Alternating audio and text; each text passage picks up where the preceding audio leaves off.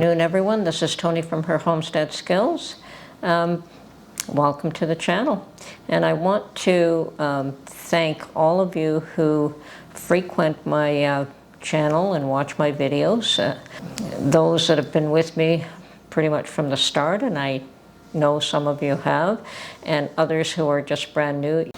You are all welcome and you are all thoroughly appreciated, and I'm so very glad that you spend some time here with me. Okay, lately I've been commenting on the issue of collapsing infrastructure and how we are going to deal with that. And, you know, some ways we can do some things and in other things we can do nothing. And recently I've heard of another issue. Now, it hasn't affected Canada that I'm aware of yet. That doesn't mean it hasn't happened, I'm just not aware of it. But apparently there has been a notice and a warning that in the US there are hackers that are affiliated with both Iran and China that are targeting both the drinking water and the wastewater systems. And sadly, in some cases, that's fairly easy to do because they have not kept up with any sort of security issues in these environments. Some things even as simple as not changing a manufacturer's password on a system. Now, I'm not familiar with the banking system in the US, but in Canada, when we are issued either a debit card or a credit card, it comes with what they call a PIN number, a personal identification number. And you have to change that one before you even use it. Yes, it comes with a PIN number when you get the cards, but you're instructed to change it to something that you are familiar with. Leaving it, and in some cases, if you're picking up the card from the bank, they want you to change it before you even leave the bank. So there is this intent to not allow anyone to know what your PIN number is except for you, and you are responsible if somebody else has your PIN number, because the only way they could have got it was if you give it to them. Today, if I'm doing online banking, sometimes I'm requested this number that they send to my phone, that I punch that in, and so it's a one-time number that it sends out to me and says I have to enter this number before it lets me access my account. And that is a security feature that it has been around for a little while now. And that is both to protect you and obviously to protect the banks from loss. Now, one would think that anybody dealing with technology of any kind, and people who would manage the water systems obviously are dealing with technology, and they likely deal with technology at home in some fashion or another. I don't think today that there is anybody that doesn't understand what a password is and changing a password, and you would think that immediately you do not keep your manufacturer's password. That's always a standard password that the manufacturer uses to be able to just get into all their systems. So if they're putting in 10 systems and this one standard password on all 10 of them, and nobody changes it, well, you know you're going to be in trouble at some point. Now, that's the easy one. I'm sure that there are more sophisticated hacking methods. They didn't discuss that in the article I read, and yes, I did read an article. I was first informed of this situation by a subscriber, but I followed through and checked, and sure enough, there is warnings from the government to manage these more appropriately and see what they can do to boost the security of those systems so that they're not so easily compromised.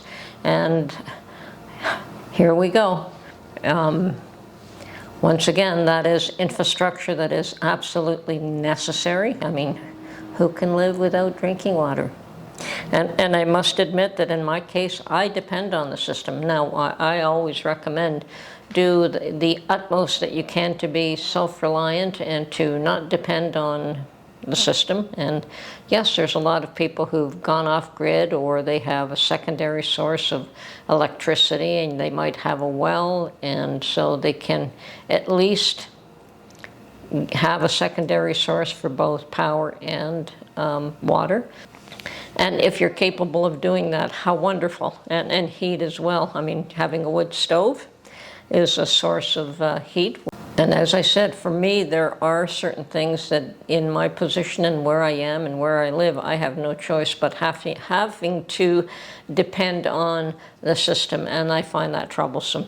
And yes, of course, I have to consider what we can do to change that, but that would require a big change, and we're going to look forward to doing something, to thinking about what we have to do. And you're never totally self-sufficient. I don't care who you are. Nobody can be totally self-sufficient. But if you have a backup system where you don't have to rely on the system 100%, it's always a wise move. So once again, concerned about society collapsing. Now, obviously, if the water system goes down, you're going to have major society collapse. I mean, what is it going to take?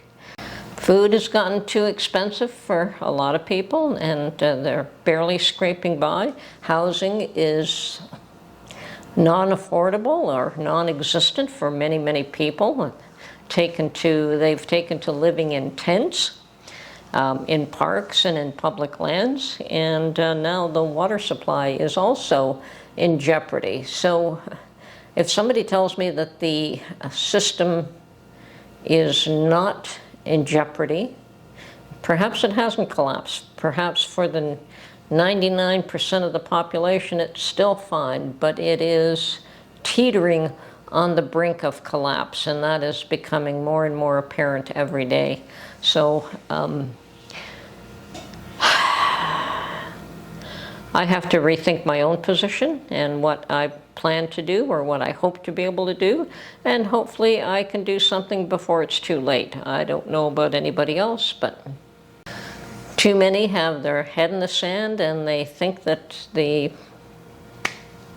powers that be are going to look after them, and yeah, should the situation with the water go from bad to worse, so somebody will fix it. You know, they may be without for a little while here or there, and that may be the case. Maybe somebody will rush around trying to fix collapsing systems, and I'm sure they will. But how long are you going to have to be without, and how long can you stand to be without? Now, buying cases and cases of bottled water might be an option. It's, once again, that's just where do you put that? And I think even bottled water has a lifespan. I don't think it's long-term either. So, yeah, something has to be thought out a little more carefully by people that have their eyes open and are willing to do something to ensure that life goes on. Don't want to be in the mess and in the craziness when everything collapses. And it may never, and let's hope that it never does. But let's be ready for whatever we can be ready for. And yes, I have to rethink my own position quite seriously. Anyway, this is Tony from Her Homestead Skills. Talk to you soon. Bye for now.